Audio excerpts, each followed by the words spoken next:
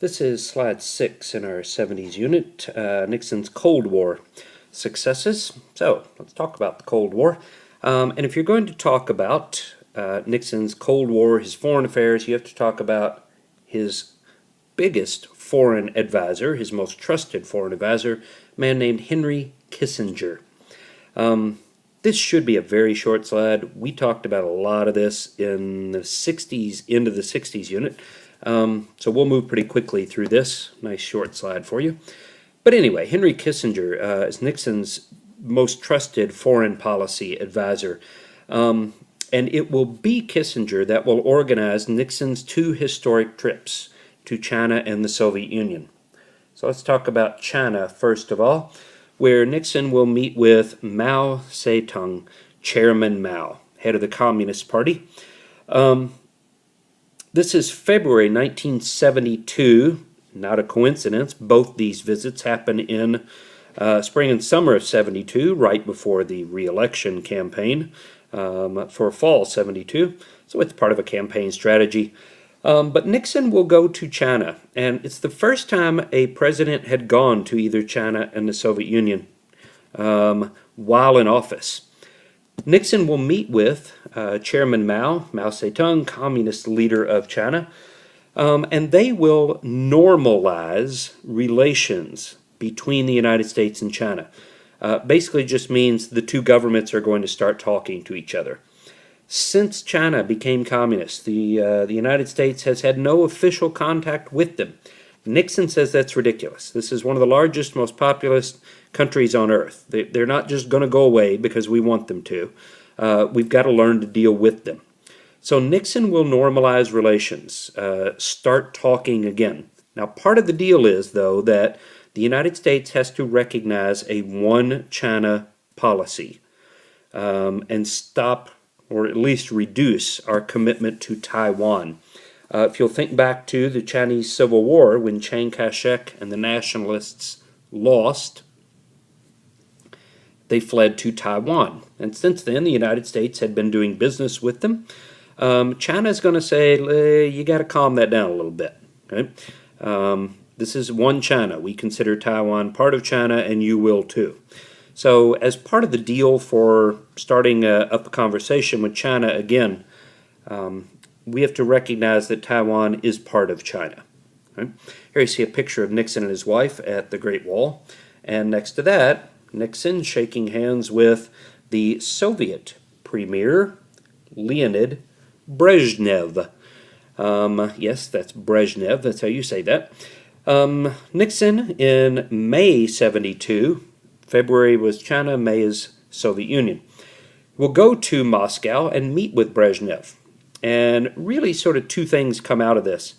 One, he signs a grain deal. The Soviets have been having trouble feeding their people, so they sign a deal to buy American grain. This is good for American farmers, makes them a lot of money, and the Soviets can now feed their people. We never wanted to starve people anyway, so we're helping to feed them, which is a good thing. The second thing is Nixon will negotiate the SALT Treaty, S-A-L-T, Strategic Arms Limitation Treaty. Strategic Arms Limitation Treaty, SALT. We're going to reduce the number of nuclear weapons being produced by the United States and the Soviet Union. Now, the talks here around SALT will focus on détente. We've talked about this before. Détente is a relaxation of tensions, a lowering of tensions in the Cold War. Nixon's the first president since it began, back in 1945, to reduce the level of hostility between the Soviet Union and the United States. Every president since then, the Cold War is ramped up. Nixon's going to calm it down. It's détente, a relaxation of tensions. Okay? Now, the visit to China and the Soviet Union is part of what's called triangular diplomacy, and we've talked about this before too. It's playing one nation off against the other. When the Soviet Union sees Nixon and Mao talking, they get very nervous and suddenly they're willing to do business with us. When Mao sees Nixon and Brezhnev talking, they get very nervous and are willing to do business with us. The last thing either China or the Soviet Union want is the United States teaming up with the other one. So Nixon will play the two off of each other. It's really Kissinger's idea, but Nixon plays it out beautifully. Nixon's a really good foreign policy president. Another one of these, would have been remembered for these great things had it not been for Watergate. But it was. All right, we'll finish here with the 1972 election. We talked about that at the end of our last slide, that Nixon didn't need Watergate. He was going to win anyway, and you see that here. That's a very red map. He will run against South Dakota Senator George McGovern.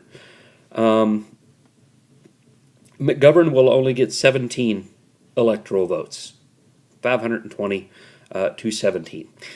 This is one of the most lopsided electoral votes in history.